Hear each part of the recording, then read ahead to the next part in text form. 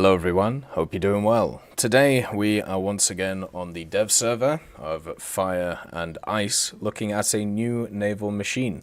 This time we're having a look at the Fusō for the Imperial Japanese Navy. This is a new battleship that is coming in for the Japanese, and it's the 470 that they're going to get access to.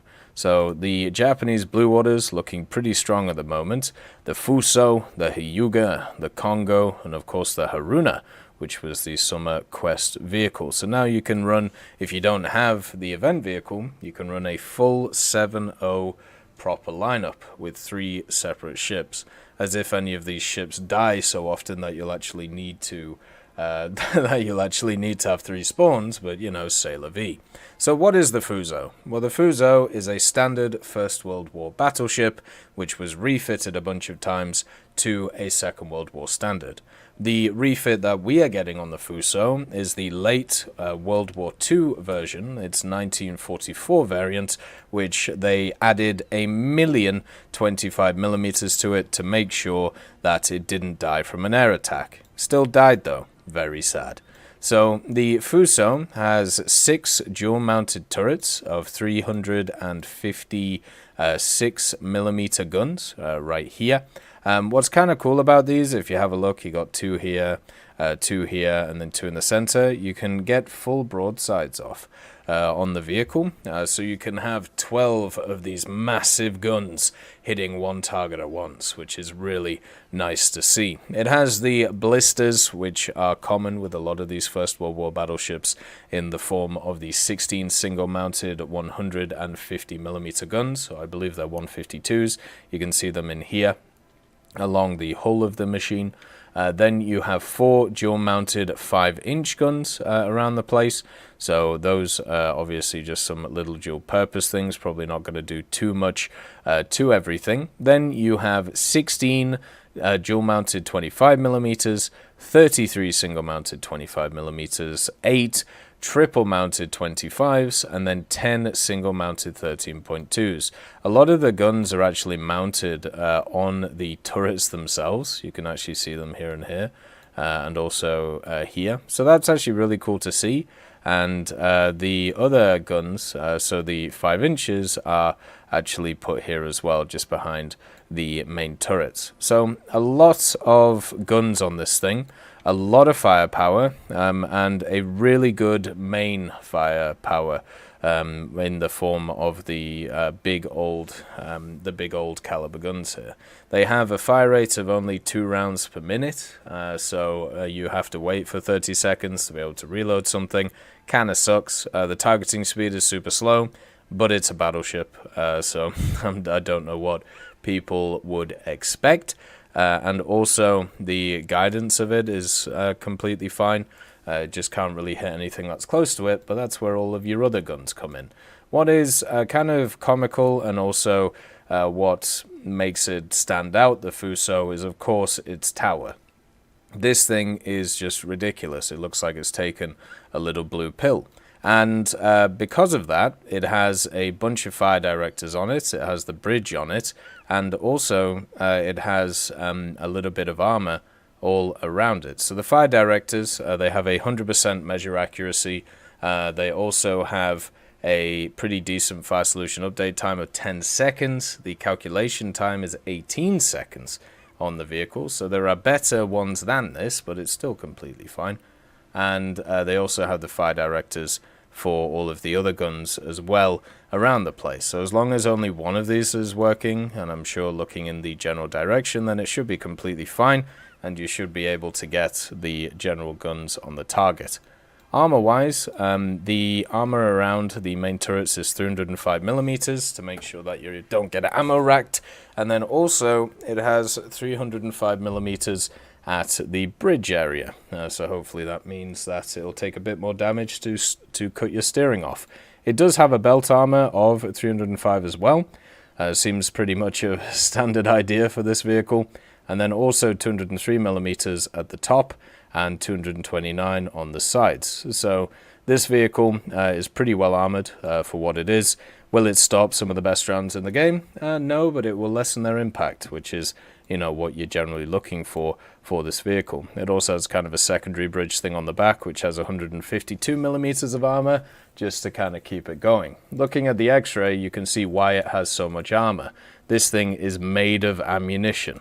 Because it has so many of these main guns, you can see the massive shell rooms and also magazines below them, meaning that wherever you hit on this ship, something is going to go pop. So the extra armor is kind of required to try and lessen the blow of that. You have these huge engines in the center of the machine, which are beautifully modeled. You have the singular smoke funnel, so taking that out would definitely reduce the impact of the machine. And then you have a ton of transmissions in the back here as well. So even though you have, the setup of this thing, the Fusō, being that it has a ton of firepower, it is also quite worrying that its survivability is probably not going to be great because of these massive ammo rack areas, which only have 229 or 102 millimeters of armor on them. The rolled cemented armor doesn't actually extend down into the elevator, it seems, so that just means that these things are going to go pop quite easily. So it's going to be easy to pop this thing. It does have a ton of crew though, so its survivability is higher than the vast majority of vehicles that you will find at these BRs. And also it does have decent mobility for its size, so that just means that you'll be able to canter around the place. The 356 millimeters have access to SAP as a default round. They also get an APC-BC, which has double the amount of penetration, and then also a HE shell. I think the vast majority will use the SAP-CBC. It pens 301, 244, 122, and also has 68 kilos of TNT equivalent, whereas the APC-BC, yeah, it pens a lot, and yeah, you'll probably go through pretty much everything. It also only has 12 kilos of TNT equivalent, so the difference there in general explosive mass and post-pen damage is going to be pretty big. The HE only has 32 kilos of TNT equivalent, so only half of the SAP round, which seems a little bit odd, and 67 millimeters of penetration on top of that. The 152s and the blisters get access to a HE, and they also get access to an SAP round, so the semi-armor piercing shell, 2.92 kilos on top of it as we go around. So everything else is standard on this thing. Doesn't get any torpedoes, doesn't get anything crazy like that, just has the big boomer guns, and that's pretty much it. So a broadside from this is going to really just knacker anything that it hits, but you're only going to be able to broadside every half a minute, so you're going to be sat around not doing too much for the longest time. You can see with the guns in general, like the Aaa Guns, there's a lot of them going on, there's a lot of firepower with them, so anything that's small will be able to just get kind of annihilated by them. You can see that these PT boats obviously don't really stand a chance against anything that's going on, and the plane as well, just because of the amount of 25s. I've talked about this a lot before. I'm not a huge fan of the 25s. I don't think they're very good Aaa guns. I think there are a lot better options. But I know a lot of people who kind of swear by them, which is just a little bit odd to me. But c'est la vie. It's their life at the end of the day. And of course, with the barrage that this thing has, you'll be able to just kind of annihilate anything that you find, as long as you actually hit the thing, unlike me. And it just looks super devastating as well as as a setup. The vehicle obviously has its issues when it comes to its survivability, but when it comes to just raw firepower, it's kind of hard to match it compared to a bunch of other stuff. So I think a lot of people will have fun with this one. I think in general, as a vehicle, it's a nice addition to the game, and also another step towards those kind of crazy things that people are looking for, Tirpitz, Bismarck, and of course the king of them all, the Iowa class. As always, I hope you have a wonderful day. I'll see you next time. I'd like to thank Forge, Siegebreak, Carrion Crow, Nicholas Richardson, Elove Goat, Pyman, Winter Scientist, Merciless Reaper, Orange Tail, Teddy, Daniel Stanton, Moxie, B. Young, and also Sem Arslan, Wilkski, Uncle Bean, Derek R., Bareen, Lafouche, and Samuel Slick for supporting the channel.